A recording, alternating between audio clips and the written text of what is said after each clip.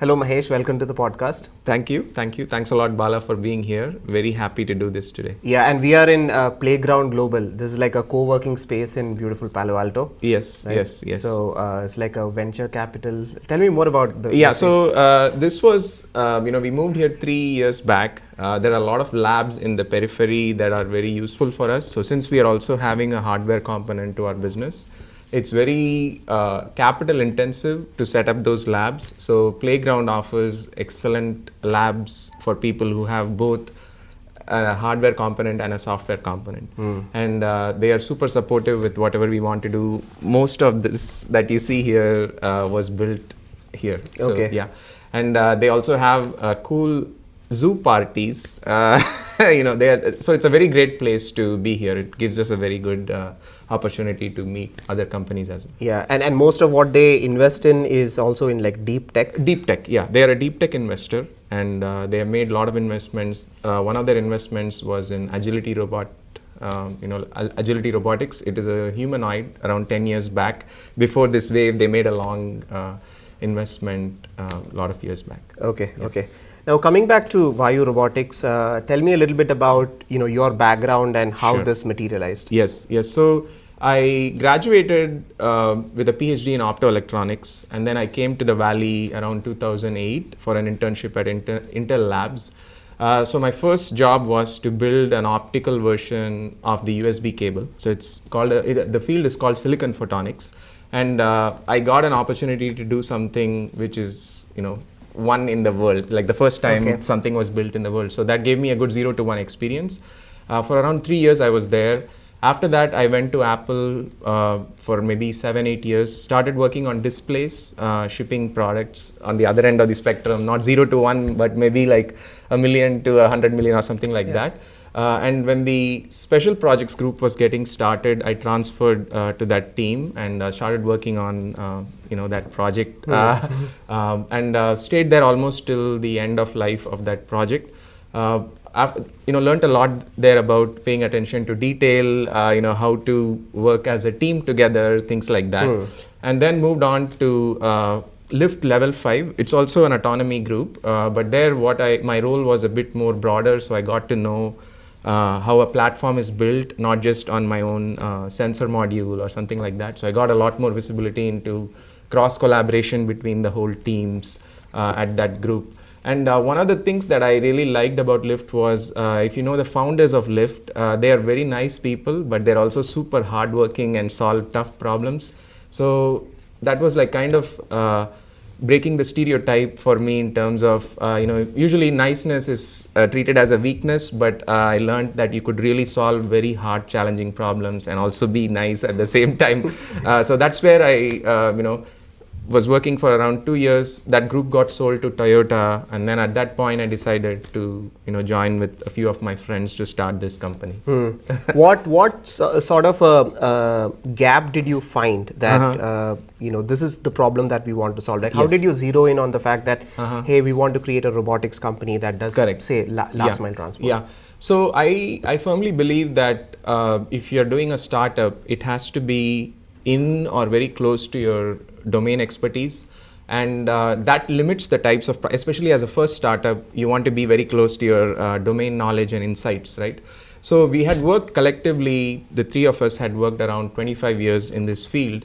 So we had an idea of what works and what could work in maybe 3-4 years. And that's where we went to the whiteboard, looked at some technologies where we could place a bet on, assuming that, okay, if these things happen, this would be possible. And some are a lot more far-fetched than the others. So we went to the whiteboard, looked at what is possible to have as a product with a potential business opportunity, like economically viable, and what are some technology bets we could place and take a bet on that path. And there are, of course, when you start out, there are technical risks. So we made sure that those risks are well covered within our areas of expertise, and we wanted to solve it within a certain period of time. And what we realized was, if autonomy, I've expressed this before, if autonomy ever has to make it into the world, I think it has to start at a very safe spot. And what we realized was, if it has to be safe, the biggest lever that we have is to reduce the weight and the speed of the robot.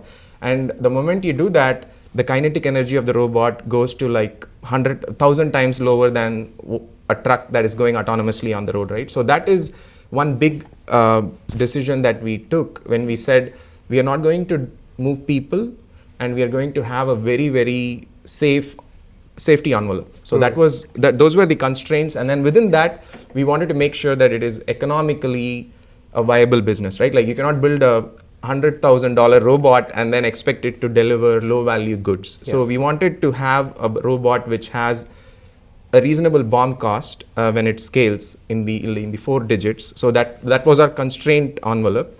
And from that, you then brainstorm what are technologies that we could go after and so on. So that was kind of the story. Yeah, it was in one of the conference room in this building. We came together, had a whiteboard session, multiple days, and then came up with this product concept.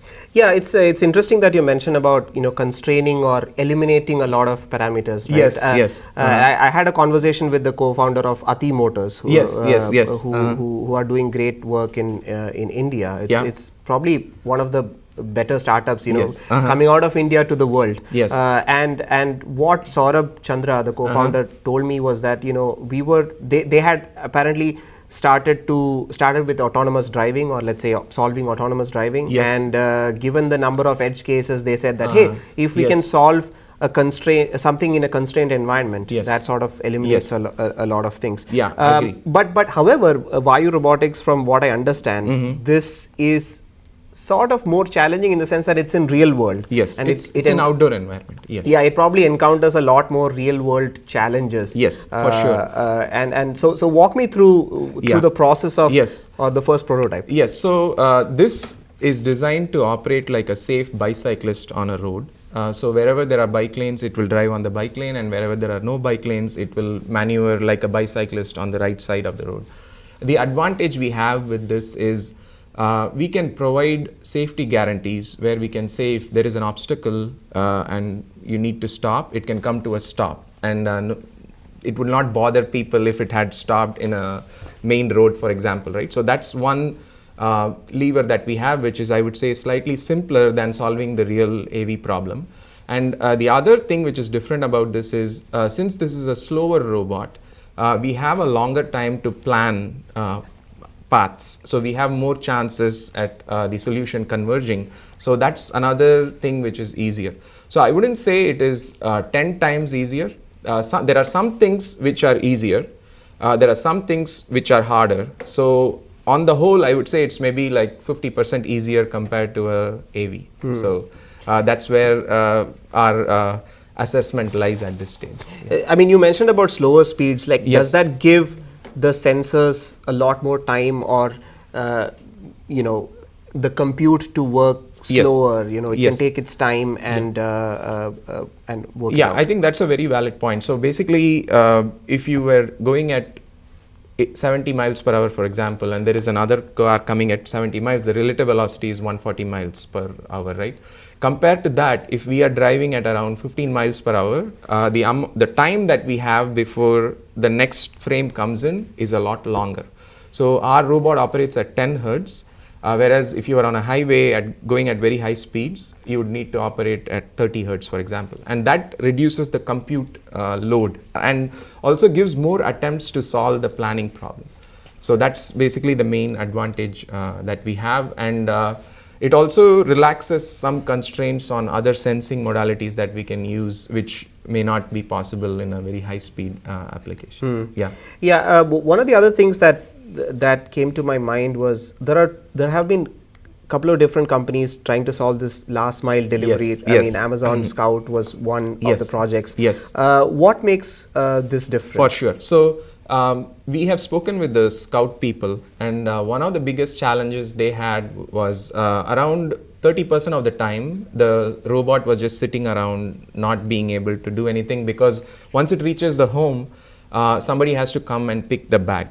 So this was from one of the people who we had spoken to, who is very up in the ladder in terms of the management chain. And what we did was, here, as you can see, we have an unloading mechanism.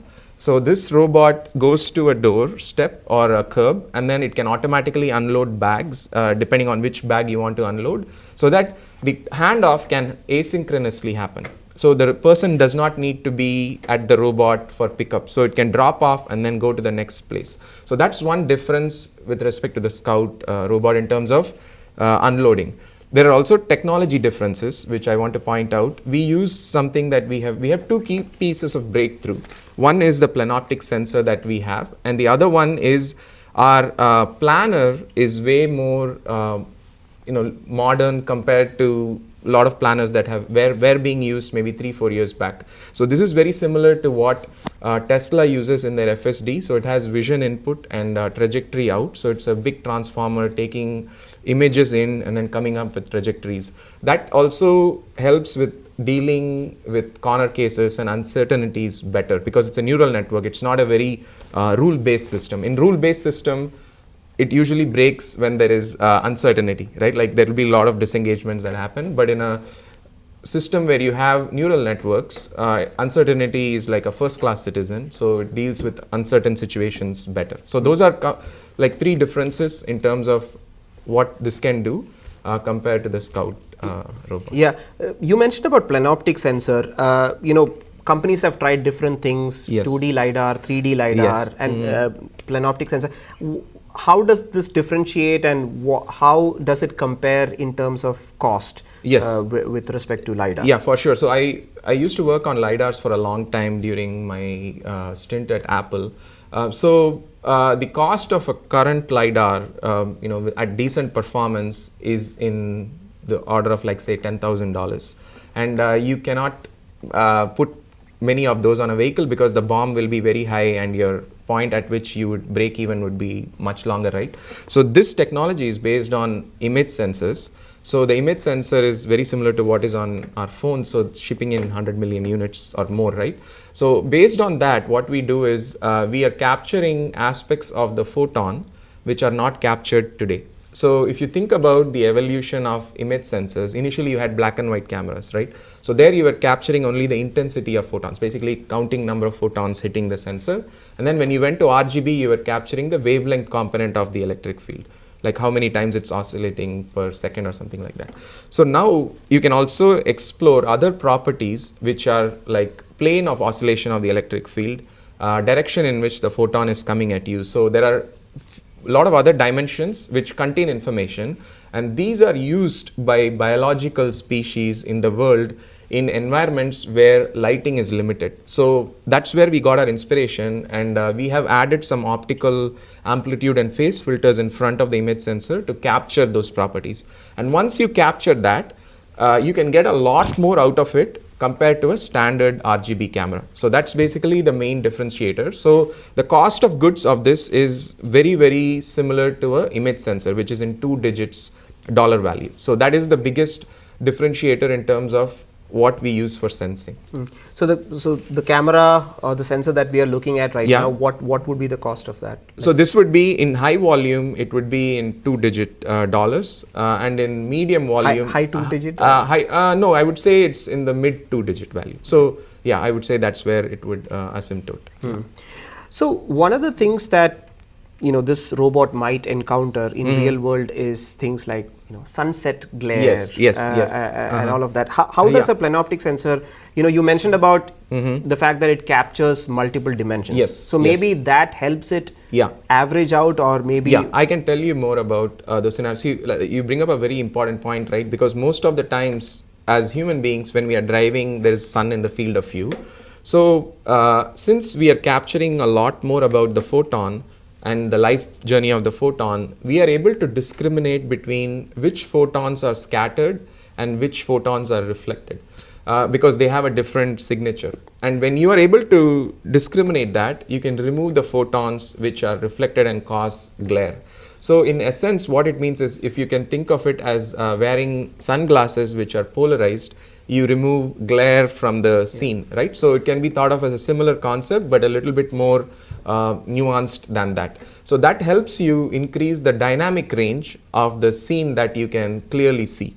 So at the higher end of the spectrum, you remove glare, so you're able to see things which are brighter without saturation. And at lower end of the spectrum, we are also able to see deeper into the dark areas. So a standard camera would get, like an SNR limitation, maybe at 0.5 lux or something like that, depending on parameters. We are able to do much better compared to that metric. So it offers advantages not just in glare, but also in nighttime. Oh, that's very interesting. Yeah. We touched upon the tech aspect of the robot. I want to briefly talk about navigating policies, right? Rules and regulations and cities and all of that. What challenges did you face in that aspect? So when we started, we were mostly familiar with the autonomous vehicle regulations, right? And what we realized was there are a lot of states, around 20 plus states, which have some regulations for something called a personal delivery device. So as long as it's lower than a certain mass and velocity profile, it has a different set of regulations, and it may not even need a VIN number. So we learned all of those things. And then we went with cities which have a very good infrastructure for this type of a robot. So we are currently in a city in East Bay who has prototyped these with some other startups. So we went with those types of cities to come. What differentiates a city with good infrastructure for something like this versus not? Yeah, so for example, we would like cities where there are clear lane markers, right? We would like cities where there's not a lot of trash on the road to start with, because you want to start with minimizing the number of variables to prove the concept, and then you can definitely go into cities where there's a lot more chaos or variables on the path. Yeah. So also on the East Bay, I've noted that a lot of the cities, especially Fremont, I think for the most part, has these green bars separating the bike lane. Yes. Yeah, I agree with you. So those are very useful because they give some indication to other people that this is a shared area for the bicyclists, right? So they are more careful. So that is one advantage. So cities which are newly built have incorporated that infrastructure, and they are a very good starting point compared to cities which are a little bit older, and they are not the best starting point for us. Yeah. Right. So that's about policy. And now comes thefts and vandalism, right? Yes. We all read in the news about what happened to autonomous vehicles in San Francisco. That people have, like, if I am riding on an autonomous vehicle, I might not get the best experience from people around. So when that is the situation, there's more vandalism, there is more non-human vehicles. It can get a bit risky. Have you thought about it? I'm sure you have. Yeah. But how do you plan to navigate that? Yeah. So I'll answer it in two parts. I'll tell you what we are doing in the near term and what I think about this in the long term. So let me start with the long term approach. So I really believe that if there is something new in the world which adds value to humanity, eventually people will respect that and let it live in their world. So right now we haven't reached that point. So in the near term, there is going to be some percentage of people who are. So you're saying the penetration has to be deep enough, and people have to see the value of this so that they feel that it's like a mailbox or a traffic light, which improves their efficiency or life, and they will not do vandalism. That's actually a good point. Like, we don't really go around. Maybe I was not born when those things were installed, but I'm thinking that when they were first installed, people would have behaved in a manner which was not normal, right? Yeah. So I think that happens with any new technology. So I think it's on us to gain the trust and credibility from people that this is there to help them and it's not there to provide nuisance or something like that. So that is what will happen in the long term. But then the question comes, the company or the product has to last long enough to see that level of penetration. So what we are doing in the near term is, as you can see, we have redundant coverage of cameras around.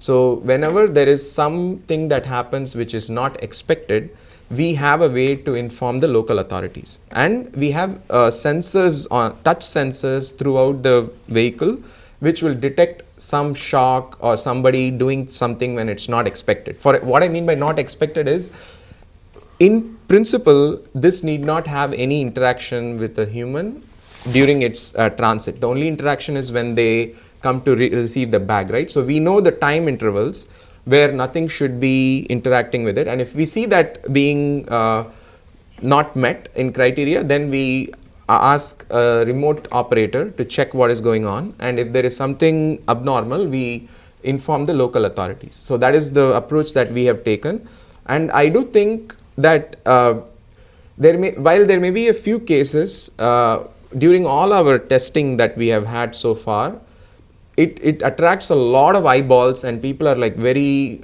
curious about this thing. So I do, and if you really think about the next generation, they are embracing it a lot more than I would expect. Yeah. So I think if we, like I said, the key is to get to a point where we prove that this is adding value to people in a tangible manner, and then people will adopt it. Mm-hmm. And when you came to about the design of the first prototype and, Yes. and what we are looking at Yes. right here, Yeah. how did you decide on the form factor? Because Yeah. packages come in different shapes Correct. and sizes. Yes. Not everything can be accommodated Yeah, in I agree. this. So what was the basis of coming with this particular form factor? Yeah. So we wanted it to mimic, look and behave like a bicycle. So we wanted to have it to be like a similar length and width in terms of the bicycle's footprint. The other thing is there's unit economics calculation in this, right? Like there is a lot of math in how much payload it should have to do batching for enough number of deliveries so that it is a profitable business. So we came to the conclusion that there is a lot of assumptions that go into it, that we should have at least 6 bags that can carry at least 15 to 20 pounds of payload and then deliver to 6 homes in a stretch if needed. And you could do more bags to a same home, but this was the criteria that we had. And to answer your question about the design aspect, we went with a few words that we had in mind when we started this design process. And one of them was, I remember, visible. The other one was friendly. And the other one was purposeful, and few others. So when you have that as anchoring elements, then everything comes out of it. The other part is, there are not many sharp edges here. Yeah. So we wanted safety to be our first priority. So as you know, like pressure is inversely proportional to the cross section and all that, right? So we wanted it to have a very smooth curvature so that in case somebody is in the path or there is some collision happening, the impact is really minimized. So those were some design considerations that we had when we designed it. Excellent. And with this, I'm guessing that you guys are planning on like a B2B kind of a model. Right now, that is the near-term idea that we have. And we are not opposed to selling it to customers, B2C. But in the near term, we do partner with a very big instant e-commerce player to do the deliveries. Yeah. What is the possibility of a B2C? Like what do you think that future would be like? I think as you can see, the embodied AI revolution is happening. And I think there are a lot of very great companies trying to build robots that can, be an assistant in the home. So I don't think that the point of having robots in a home as an assistant is very far away.